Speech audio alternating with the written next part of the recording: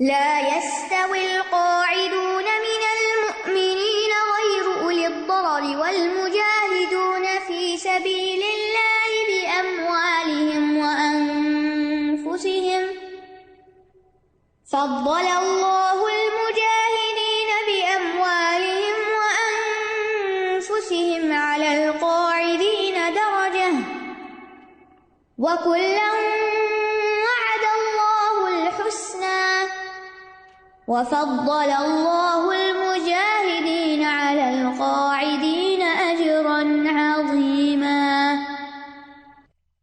مومنوں میں سے بغیر کسی تکلیف کے بیٹھ رہنے والے اور اپنے مالوں اور جانوں کے ساتھ اللہ کی راہ میں جہاد کرنے والے برابر نہیں ہیں۔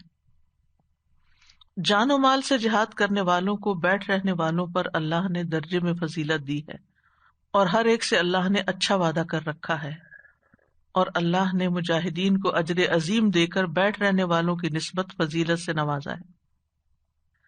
اس آیت کے شان نزول کے بارے میں ابن عباس رضی اللہ عنہما کی روایت ہے، کہتے ہیں جب جنگ بدر کا موقع آیا تو اس موقع پر یہ آیت جنگ بدر میں شریک ہونے والے اور نہ شریک ہونے والے مسلمانوں کے بارے میں نازل ہوئی، کیونکہ نبی صلی اللہ علیہ وسلم نے بلایا ضرور تھا لوگوں کو، لیکن لازم نہیں کیا تھا، تو کچھ لوگ چلے گئے، کچھ نہیں بھی گئے۔ تو اس موقع پر عبداللہ بن جہش اور ابن ام مکتوم دونوں نے کہا، اے اللہ کے رسول صلی اللہ علیہ وسلم، ہم دونوں نابینا ہیں، کیا ہمارے لیے رخصت ہے کہ ہم جہاد میں نہ جائیں؟ تو یہ آیت نازل ہوئی، لا یستوی القاعدون من المؤمنین غیر اولی الضرر، اور پھر اللہ نے مجاہدین کو بیٹھنے والوں پر ایک درجہ فضیلت دی۔ ان بیٹھ رہنے والوں سے مراد کون ہے؟ غیر معذور لوگ۔ قاعدون کون ہیں یہاں؟ غیر معذور لوگ، اور جو معذور ہیں وہ بیٹھنے والوں میں شمار نہیں ہوں گے، بلکہ اپنی نیت کے مطابق مجاہدین میں شمار ہوں گے۔ تو اللہ تعالیٰ نے مجاہدین کو بیٹھ رہنے والوں پر اجر عظیم کے ذریعے فضیلت دی ہے، اور بیٹھ رہنے والے مومنوں پر اپنی جانب سے ان کے درجے بڑھا کر فضیلت دی ہے۔ اور یہ بیٹھ رہنے والے مومن کون ہیں؟ جو بیمار اور معذور نہیں۔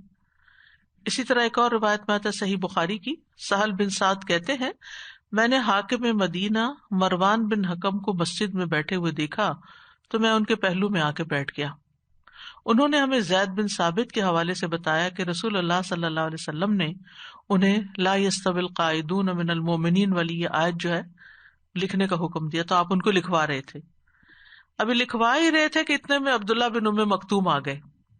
انہوں نے عرض کیا، اللہ کے رسول، اگر مجھ میں جہاد کی طاقت ہوتی تو میں بھی جہاد میں شریک ہوتا، اور وہ ایک نابینا آدمی تھے۔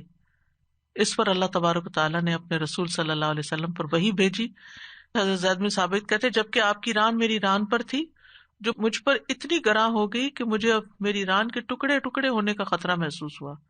پھر آپ کی کیفیت دور ہوئی تو اللہ تعالیٰ نے اس میں غیر اولی الضرر کے لفظ ایڈ کروائے، یعنی پہلے کیا تھا؟ لا یستوی القاعدون من المؤمنین والمجاہدون فی سبیل اللہ، کہ یہ دونوں برابر نہیں ہیں۔ اور یہ بھی یاد رکھیے کہ قرآن مجید میں لا یستوی کا لفظ بہت مقامات پر آتا ہے، بہت سی چیزوں کو بتایا گیا کہ وہ ایک برابر نہیں، ایک جیسی نہیں ہے۔ تو یہاں پر بیٹھ رہنے والے اور جہاد کرنے والے، ان دونوں کے درمیان فرق کیا گیا ہے، اور ایک طرح سے سستی کی وجہ سے بغیر عذر کے کام چھوڑ کر گھر بیٹھنے والوں کی مذمت کی گئی ہے، لیکن ایمان کی بنا پر ان کی بہرحال اپنی ایک فضیلت ہے جس کا ذکر آیت میں بھی ہوتا ہے۔ اور جو عذر والے ہیں وہ بھی عذر کی وجہ سے خوش نہ ہو، اچھا شکر ہے ہم تو معذور ہیں، ہمیں تو چھٹی مل گئی، یعنی اس پر انسان کے اندر ایک تڑپ ہونی چاہیے، ایک افسوس ہونا چاہیے۔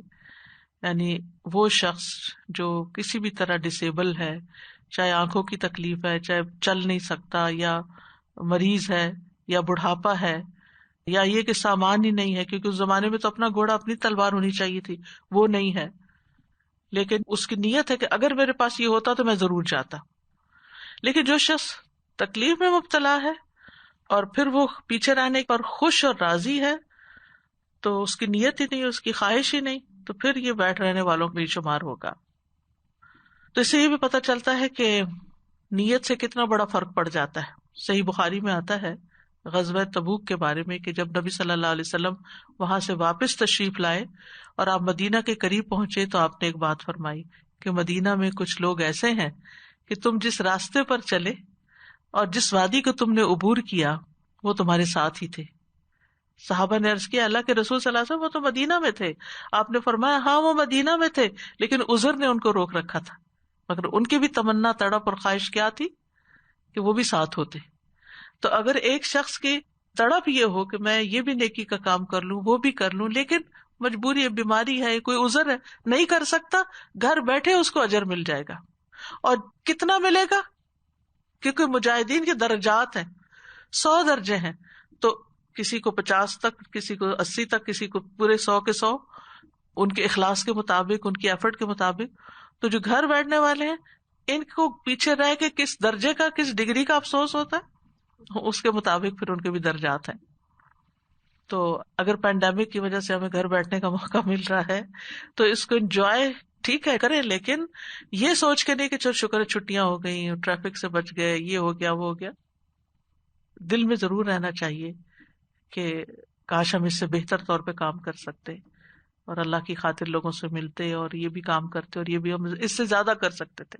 یعنی ہوتا نا کہ اس سے زیادہ کر سکتے تھے. اور یہ بھی دعا کرنی چاہیے کہ اللہ تعالیٰ اس مصیبت کو دور کرے تاکہ ہم زیادہ سے زیادہ اچھے کام کر سکیں.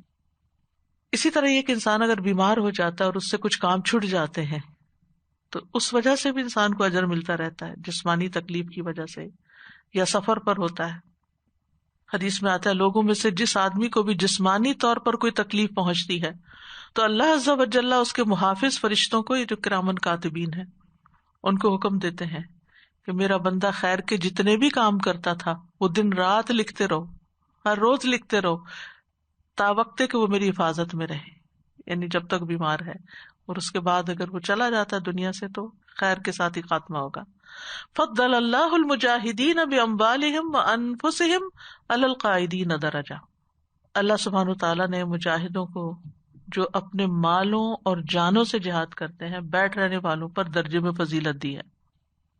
اللہ تعالیٰ نے یہاں درجے کو واضح نہیں کیا لیکن دوسری جگہ پر آتا وَلِكُلٍّ دَرَجَاتٌ مِّمَّا عَمِلُوا، ہر ایک کے لیے مختلف درجے ہیں ان اعمال کی وجہ سے جو انہوں نے کیے. تو اس سے یہ فائدہ ہوتا ہے کہ درجہ کا جو لفظ آیا ہے یعنی کہ بہت بڑا درجہ ہے. یہاں پہلے مال کا ذکر آیا اور پھر جان کا ذکر آیا. تو جہاد دونوں سے ہوتا ہے، اس سے یہ بات پتہ چلتی، مال سے بھی ہوتا ہے اور جان سے بھی ہوتا ہے. لیکن مال کیوں پہلے؟ کیونکہ مال کے ساتھ جہاد کرنا آسان ہوتا ہے. ٹھیک ہے، آسان ہوتا ہے. یعنی اگر کوئی آپ سے کہے اپنی جان دو اور اپنا مال دو تو آپ دونوں میں سے جان کی وجہ مال دینا چاہیں گے. ٹھیک ہے. اسی طرح اگر کوئی آپ سے آپ کا ٹائم مانگتا ہے اور مال مانگتا ہے تو آپ کہیں گے یہ مال لے لو، میں اپنا ٹائم جو ہے نا وہ کسی اور مال کمانے میں لگا دیتا ہوں، میں جاب کرتا ہوں، میں کچھ پیسے تمہیں بھی دے دیتا ہوں لیکن مجھ سے ٹائم نہیں مانگو. تو جان لگانا، وقت لگانا، اپنی صلاحیتیں لگانا یہ ذرا مشکل کام ہوتا ہے اور ہر ایک کے بس کی بات نہیں ہوتی. لیکن یہ ہے کہ ایک اور وجہ یہ بھی ہے کہ کبھی مال خرچ کرنے کا فائدہ بھی زیادہ ہوتا ہے، کیونکہ انسان جب جان دیتا ہے تو یہ خود جان دے دیتا ہے، یہ دوسرے کی لے لیتا ہے، لیکن جب مال دیتا ہے تو اس سے بیسیوں کا فائدہ ہو جاتا ہے. یعنی کئی مجاہدین کا خرچ وہ اپنے ذمہ لے سکتا ہے. لیکن افضل وہ ہے جو دونوں چیزیں لگائے. وہ جو ذی الحجہ کی حدیثوں میں آتا ہے نا کہ ان 10 دنوں میں سارے اعمال بہت اعلیٰ درجے کے، سوائے اس کے کہ کوئی شخص اللہ کے راستے میں جان اور مال لے کے نکلا پھر واپس نہیں لوٹا، کچھ بھی واپس نہیں آیا. تو جان اور مال سے اللہ کے راستے میں جو نکلتے ہیں ان کے لیے اللہ تعالیٰ فرماتے ہیں وَأُولَئِكَ لَهُمُ الْخَيْرَاتُ وَأُولَئِكَ هُمُ الْمُفْلِحُونَ أَعَدَّ اللَّهُ لَهُمْ جَنَّاتٍ تَجْرِي مِن تَحْتِهَا الْأَنْهَارُ خَالِدِينَ فِيهَا ذَلِكَ الْفَوْزُ الْعَظِيمُ. اور پھر ان اللہ اشترى من المؤمنین انفسهم واموالهم، وہاں انفس پہلے اور اموال بعد میں. بأن لهم الجنہ یقاتلون فی سبیل اللہ فیقتلون ویقتلون وعدا علیہ حقا فی التوراۃ والانجیل والقرآن ومن اوفى بعہدہ من اللہ فاستبشروا ببیعکم الذی بایعتم بہ وذلک هو الفوز العظیم. ایک اور جگہ عذاب عظیم سے نجات پانے کی بات، لوگوں میں سب سے افضل کے بارے میں فرمایا گیا. نبی صلی اللہ علیہ وسلم کے پاس ایک شخص آیا اور پوچھا سب سے افضل کون ہے؟ آپ نے فرمایا جو اپنے مال اور نفس کے ساتھ اللہ کے راستے میں جہاد کرے. سب سے زیادہ کامل ایمان والا وہ. سئل ای المؤمنین اکمل ایمانا قال رجل یجاہد فی سبیل اللہ بنفسہ ومالہ، جو جان اور مال لگائے اس کا ایمان کامل ہے. اور پھر والذین جاہدوا فینا لنہدینہم سبلنا، ہم اپنے رستے انہیں دکھاتے نہیں، نیکی کے اور رستے ان کو بتاتے ہیں. پھر اسی طرح لروحۃ فی سبیل اللہ او غدوۃ خیر من الدنیا وما فیہا، اللہ کے راستے میں ایک صبح یا ایک شام بھی گزارنا، نکلنا، دنیا جو دنیا میں سب سے بہتر ہے. اتنا بڑا انسان سودا کر لیتا ہے اللہ تعالیٰ سے. پھر اللہ کے راستے میں نکلنا غموں سے بچاتا ہے، انسان کے غم دور ہوتے ہیں. فرمایا تم پر اللہ تبارک و تعالیٰ کی راہ میں جہاد کرنا لازم ہے، کیونکہ اللہ کے راستے میں جہاد کرنا جنت کے دروازوں میں سے ایک دروازہ ہے جس کے ذریعے اللہ غم اور پریشانی سے نجات عطا فرماتا ہے. اللہ تعالیٰ کے راستے میں نکلنے والوں کی اللہ نے حفاظت کی ضمانت دی ہے، اور ان قدموں پہ آگ حرام ہے جو اللہ کے راستے میں غبار آلود ہوں. پھر یاد رکھیے کہ ایک ہے جنگ کے لیے نکلنا فی سبیل اللہ، اور علم کے راستے میں نکلنا بھی فی سبیل اللہ نکلنا ہے. خواتین کے لیے جنگ کرنا یا وہ تو ویسے ہی فرض نہیں ہے، تو خواتین کے لیے بہترین اللہ کے راستے میں نکلنا کیا ہے؟ علم سیکھنے اور سکھانے کے لیے نکلا جائے. رسول اللہ صلی اللہ علیہ وسلم نے فرمایا، انس رضی اللہ عنہ کی روایت ہے، جو شخص طلب علم میں گھر سے نکلا، علم حاصل کرنے کے لیے گھر سے نکلا، وہ واپس آنے تک اللہ کی راہ میں ہے، وہ فی سبیل اللہ ہے. تو اس میں انسان کا مال بھی لگتا ہے، جان بھی لگتی ہے، یعنی ایفرٹ بھی لگتی، ٹائم بھی لگتا ہے، اور اس کے ساتھ ساتھ گاڑی کا پیٹرول بھی لگتا ہے، اور بھی جو لوازمات ہیں. پھر اسی طرح خیر کی تعلیم دینے کے لیے، اچھی باتیں سکھانے کے لیے جب انسان نکلتا ہے. ابو ہریرہ کہتے ہیں رسول اللہ صلی اللہ علیہ وسلم کو میں نے یہ فرماتے ہوئے سنا، جو شخص میری اس مسجد میں آئے اور اس کا ارادہ صرف کوئی اچھی بات سیکھنا یا سکھانا ہو، یعنی دنیاوی غرض کوئی نہیں، تو اس کا درجہ اللہ کی راہ میں جہاد کرنے والے کا سا ہے. یہ سنن ابن ماجہ کی روایت ہے. اور جو شخص کسی اور مقصد کے لیے مسجد میں آیا، وہ اس آدمی کی طرح ہے جس کی نظر کسی اور کے مال پہ ہو، یعنی صرف اچھے مقصد کے لیے ہی جو نکلتا ہے اس کو یہ اجر ملتا ہے. تو بہرحال جس کے پاس مال ہے وہ مال لگائے، جس کے پاس جان ہے وہ جان لگائے، جس کے پاس دونوں ہے وہ دونوں لگائے، اور اللہ سبحانہ تعالیٰ سے بھاری اجر و ثواب کی امید رکھے. مثل الذین ينفقون فی سبیل اللہ کمثل حبۃ انبتت 7 سنابل فی کل سنبلۃ 100 حبۃ واللہ یضاعف لمن یشاء، 700 سے بھی زیادہ دیتا ہے، واللہ واسع علیم.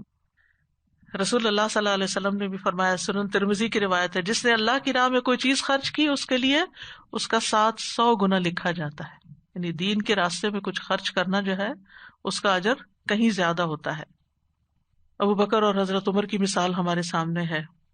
ایک موقع پر حضرت عمر نے کہا کہ آج میرے پاس بہت موقع ہے کہ میں حضرت ابو بکر سے سبقت لے جاؤں، تو وہ اپنا آدھا مال لے آئے، اور پھر پتا چلا کہ حضرت ابو بکر تو پورا ہی لے آئے.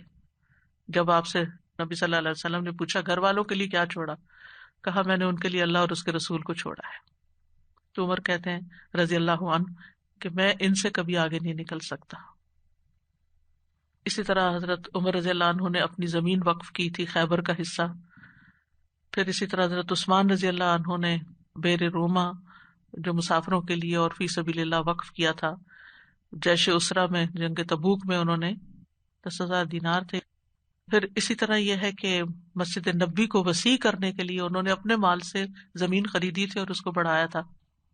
پھر ابو طلحہ کی مثال آپ کے سامنے ہے، اس طرح انہوں نے 700 کھجوروں کا جو باغ تھا، بیروہا جو تھا، جو انہیں بہت ہی پیارا تھا، وہ اللہ کے راستے میں دے دیا.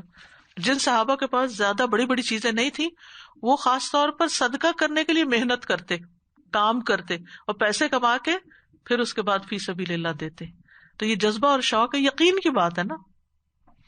پھر آگے فرمایا وَكُلًّا وَعَدَ اللَّهُ الْحُسْنَى، ہر ایک سے اللہ نے اچھا ہی وعدہ کیا ہے، مجاہدین سے بھی اور مومنین سے بھی. یعنی جو شخص نہیں نکل سکتا کسی وجہ سے، تو ایسا نہیں کہ وہ اس کے لیے نعوذ باللہ جہنم ہے، نہیں، اس کے لیے بھی جنت ہے انشاءاللہ، کیونکہ ہر مومن میں خیر ہے، ایمان خیر لاتا ہے۔ رسول اللہ صلی اللہ علیہ وسلم نے فرمایا طاقتور مومن اللہ کے نزدیک کمزور مومن کی نسبت بہتر اور زیادہ محبوب ہے، جبکہ دونوں میں خیر ہے۔ اچھا یہ بات بھی یاد رکھیے کہ عام حالات میں جہاد جو ہے یہ فرض کفایہ ہوتا ہے، کچھ لوگ اگر کرے تو کافی ہو جاتا ہے، لیکن اگر امام وقت سب کو کال کرے تو پھر وہ فرض ہوتا ہے، پھر اور بات ہوتی ہے، پھر پیچھے رہنے والوں کا معاملہ اور ہے۔ وَفَضَّلَ اللَّهُ الْمُجَاهِدِينَ عَلَى الْقَاعِدِينَ أَجْرًا عَظِيمًا، اللہ نے مجاہدین کو قائدین پر اجر عظیم کے ساتھ فضیلت دی ہے، یعنی یہ فضیلت جنت کے بلند و بالا اور اونچے درجات کی ہے۔ اور پھر اگلی آیت میں اس کی مزید وضاحت ہوتی ہے۔ درجات منه ومغفرة ورحمة وكان الله غفورا رحيما، بڑے درجات ہیں اس کی طرف سے اور بخشش اور رحمت، اور اللہ بہت بخشنے والا نہایت رحم کرنے والا ہے۔ پچھلی آیت پہ اجرن عظیمہ کی بات ہوئی اور یہاں درجات کی بات ہوئی۔ حدیث میں آتا ہے صحیح بخاری میں بلا شبہ جنت میں 100 درجے ہیں جو اللہ نے فی سبیل اللہ جہاد کرنے والوں کے لیے تیار کیے ہیں۔ دوسری چیز ومغفرہ، گناہوں کی بخشش، ورحمہ، اور رحمت۔ تو بخشش اور رحمت ایک ساتھ جمع کر دی اللہ تعالیٰ نے یہاں۔ تو جب بخشش کی تو جو چیز ہمارے گناہوں کا ہمیں ڈر اور دہشت ہوتی ہے وہ ختم کر دی بخشش کے بعد اس، اور رحمت جس سے اللہ تعالیٰ کی جنت اور اس کے یعنی جو انسان کا مطلوب ہے وہ حاصل ہوتا ہے۔ تو اس میں آپ دیکھیے اجر عظیم، بڑے بڑے درجات، بخشش اور رحمت، اتنا کچھ انعام، اور پھر انسان اللہ کے راستے سے پیچھے رہے، خیر کے کاموں سے پیچھے رہے تو اپنا ہی نقصان ہے۔ اللہ تعالیٰ توفیق دے اس اجر کو، اس نعمت کو سمجھنے کی کہ خیر کے کاموں کا نتیجہ کیا ہوتا ہے۔ جی السلام علیکم ورحمۃ اللہ وبرکاتہ۔ استاذہ یہ جو ہے نا کہ آپ نے ابھی نیت کا بتایا کہ دنیا کی چاہت نہیں ہونی چاہیے، اور آپ جب آپ کوئی نیکی کر رہے ہیں تو آپ کی نیت اللہ سبحانہ و تعالیٰ کے لیے ہونی چاہیے۔ تو تھوڑے دن ہوئے کسی ماں کا فون آیا، وہ بہت روئی اور وہ کہہ رہی تھی کہ میں نے اپنے ہسبینڈ سے کبھی کچھ ایکسپیکٹ نہیں کیا تھا، اس نے مجھے کچھ دیا بھی نہیں، کہ میں ساری زندگی خود ارن کی ہے، تو بچوں کو میں نے پالا تو میں یہ ایکسپیکٹ کرتی تھی کہ بچے میرے لیے کھڑے ہوں گے، لیکن ایسی ایج میں آئے ہیں بچے کہ وہ میرے ساتھ اتنی بدتمیزی کریں کہ میں سوچ بھی نہیں سکتی تھی کہ جس اولاد کے لیے میں نے ساری زندگی لگائی اس نے آج مجھے یہ دی۔ تو میں نے ان سے، آپ اسی سے پہلے ہم نے سبق پڑھا تھا، تو میں نے کہا دیکھیں اگر یہی کام آپ آج بھی آپ کہہ دیں کہ اللہ سبحانہ تعالیٰ میں نے آپ کے لیے بچے بڑے کیے تھے، آپ کے لیے میں نے، تو آپ کو یہ جو دھچکا پہنچا ہے دل کو اتنی زور کا، یہ ٹھیک ہو جائے گا اور آپ کا دل ٹھنڈا ہو جائے گا۔ اس کے بدلے میں بچوں کے اس رویے کے بدلے میں آپ دیکھیں کتنے وعدے ہیں، ہاں کہ کیا کچھ ملے گا۔ یہ جو آیت میں تھا غیر بولی طرح، تو یہ جب آیا تو اتنا احساس ہوا کہ اللہ تعالیٰ کتنے دلوں کے حال جانتا ہے، کہ وہ جو صحابی تھے وہ اندھے تھے، تو ایک دم ان کے لیے یہ آیت اتری ایک دم اچانک، اور یہ اترتے اترتے ساری آیت کے درمیان میں انہوں نے یہ بات کہی تو ایسی دل کو چھوا کہ کوئی حد نہیں، کہ اللہ دل کی کیسے آہ خلوص سنتا۔ کی قیمت دیکھیں، جی خلوص کے جی نتیجے دیکھیں۔ آپ نے بہت اچھی بات یاد دلا دی۔ یہ جو ابن ام مکتوم ہیں ان کے لیے تو یہ سورت عبس وتولی اتری تھی، اور پھر یہ اپنی نیت میں ایسے سچے تھے کہ جب جنگ یرموک ہو رہی تھی تو ان کی بڑی حسرت تھی کہ میں بھی شریک ہوں، اور بہت خطرناک جنگ تھی وہ، جس سے مسلمانوں کا بڑا نقصان بھی ہوا تھا۔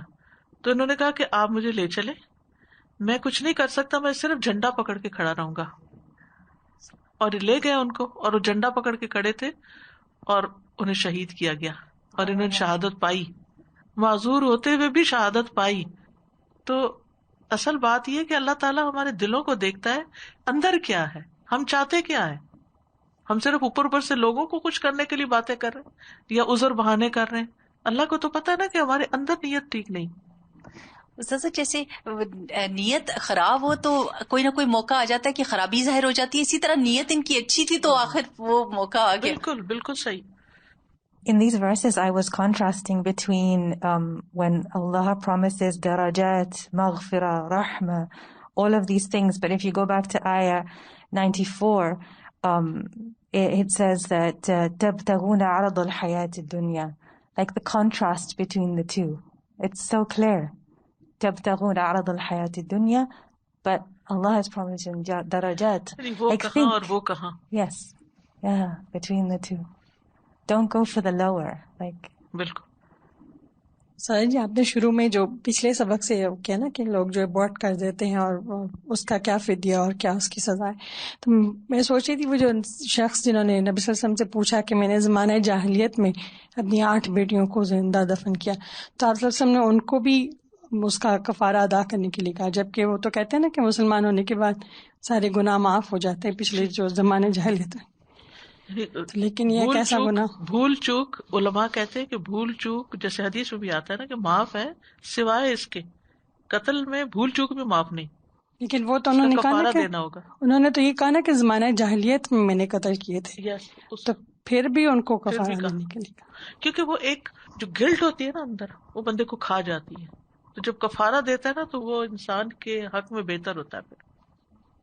اوکے, وآخر دعوانا ان الحمد للہ رب العالمین. سبحانک اللہم و بحمدک, اشہد ان لا الہ الا انت, استغفرک و اتوب الیک. السلام علیکم و رحمۃ اللہ وبرکاتہ.